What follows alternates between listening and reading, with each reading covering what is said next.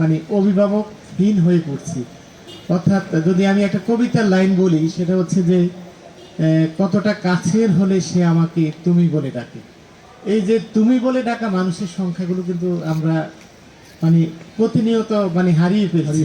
অর্থাৎ সাহিত্যের যে অভিভাবকত্ব, তা আমরা যেভাবে আল মাহমুদ ভাইকে, শামসুর রহমান ভাইকে, ফজল ভাইকে আমরা পেয়েছি, কবি ফজল শাহাবুদ্দিন ভাইকে, কিন্তু সাম্প্রতিক এসে একটা বিশাল শূন্যতার ভিতরে আমরা আছি, যেটা সত্য ঘটনা। এই যে ব্যাপারটা, এটা কি এই গোষ্ঠীবদ্ধতা বা সাহিত্যের যে দলদাস ভিত্তি প্রবণতা কি এর জন্য দায়ী কিনা, এবং মাহবুব ভাইরা আমাদের কিভাবে অভিভাবক হয়ে উঠবেন, যদি কিছু বলতেন এই ব্যাপারে। ধন্যবাদ। ধন্যবাদ আবারও জামশেদ ওয়াজেদ। আসলে অভিভাবক হয়ে ওঠার দায়িত্ব লেখকের না। লেখক তার চিন্তাকেই আসলে ধারণ করেন, চিন্তাকেই বর্ণনা করেন। এখন দায়, সেই দায়টা হলো পাঠকের বা আমার অনুবর্তী কবি সম্প্রদায়। কিন্তু মুশকিল হলো যে ওই যে বললাম না, যে পাঠক যেমন নিজেকে একজন কবিকে খুঁড়ে দেখার কাজটা করেন না, ঠিক আমাদের কবি সম্প্রদায়ের ভিতরেও সেই বিষটা আছে। এটার জন্য দায়ী হলো রাজনীতি, অনেকটাই দায়ী। যে ও আচ্ছা, মামু আছেন, অমুক রাজনীতির সঙ্গে জড়িত, অথবা ওইপন্থী লোক আছে, অমুক সে তো ওইপন্থী লোক, আমি তার কবিতা পড়ব না। এটা একটা মহা বোকামি এবং নিজেকে আত্মপ্রবঞ্চনা করার সামিল। একজন পাঠকের মূল দায়িত্ব হলো কবিতাকে অন্বেষণ করা, তাকে দেখা, তাকে বোঝা। সে কোন দলের কোন পক্ষের লোক সেটা বিবেচনা করা না, এই একটা বড় জিনিস। আর যেহেতু আমাদের এই দলদাস হওয়ার পেছনে কারণ হলো আর্থসামাজিক রাজনৈতিকভাবে নিজেদেরকে প্রভাবশালী করে তোলার একটি পথ। আমাদের চোখের সামনেতে আমরা বহু কবিকে দেখেছি যারা দলদাসে পরিণত হয়েছিল, এবং তারা নিজেরা নিজেদের ভাবা ছাড়া আর কারোকেই তারা তাদের যোগ্যতম প্রতিনিধি বলে বিবেচনা করেন। এই যে আত্মপ্রবঞ্চনা, এই আত্মপ্রবঞ্চকরা মূলত কোনো কবি হয়ে উঠতে পারে না, কারণ তারা সীমাবদ্ধ জলে সীমিত সবুজে ঘোরাফেরা করে, একটি নির্দিষ্ট বলয়ের বাইরে তারা আসতে পারে না। এটাই তাদের বড় সীমাবদ্ধতা। তো এই খোলসটাকে যদি ভেঙে দেওয়া যায়, সবাই যদি চিন্তা করে যে না, আমরা সাহিত্যকেই কেন্দ্র করব, কোনো ব্যক্তির রাজনৈতিক দৃষ্টিভঙ্গিকে না।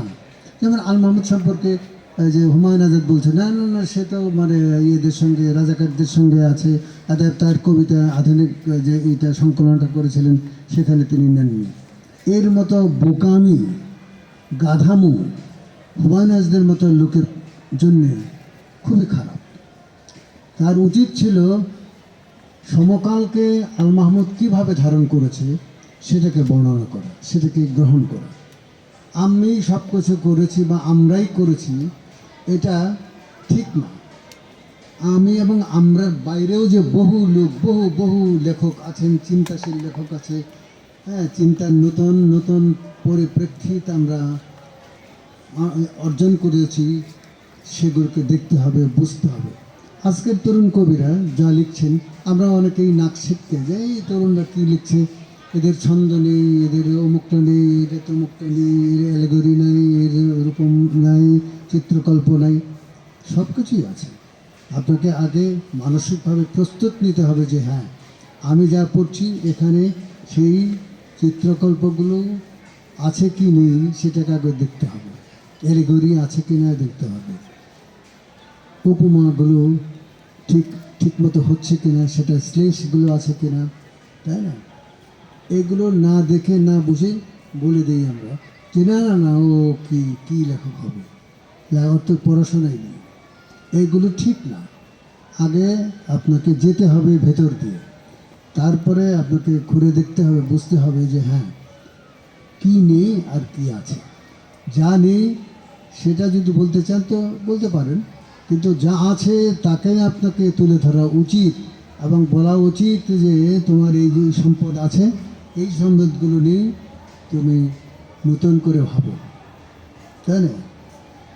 এই বিষয়গুলো অবশ্যই আমাদেরই করতে হবে। জামশেদ অজিত ভাইয়ের ওই প্রশ্ন থেকে আর একটু সম্পূর্ণ প্রশ্ন করতে চাই যে আগে আপনাদের সময় 70 দশক 80 দশক 90 দশক পর্যন্ত হয়তো যে পরম্পরা তৈরি হতো, আপনারা এক জায়গায় বসে মত বিনিময় করতেন, পরস্পরকে বলতেন যে এটা নেই ওটা করতে হবে, এইটা এখন কি সেটা হচ্ছে? সেটাই আসলে আমাদের একটু জিজ্ঞাসা ছিল। আসলে ওই রকম কোনো পরম্পরা আমরা মানে সৃষ্টি করি নাই বা পরম্পরার কথা ভাবিনি। আমরা পাঠ করেছি, আড্ডা দিয়েছি। হ্যাঁ, এইটা অবশ্যই ঠিক।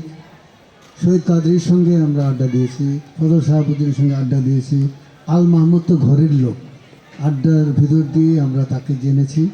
তার কাব্যের, শহীদের মানে কবিতার যে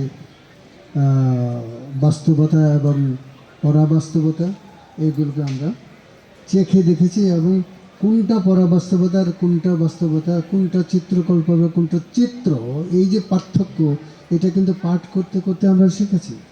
হ্যাঁ, বই আমাদের কিছুটা সহায়তা দিয়েছে, সাহায্য করেছে নিঃসন্দেহে, কিন্তু তাকে বস্তুগতভাবে বা কল্পনাগতভাবে মেশানো এবং মিলিয়ে দেখার বিষয় আছে। সেগুলো আমরা নিজেরা সেটা তৈরি করেছি। যখন শহীদ কাজীর সঙ্গে গল্পে হয়তো আড্ডা দিতে দিতে হয়তো বলতাম যে আপনি যে এইগুলো লিখেছেন এটার পারম্পর্য কী, কোথায় আছেন? হ্যাঁ, তো শহীদ কাদরী হয়তো বলতেন। শহীদ ভাই কিন্তু আমার অনেক সিনিয়র,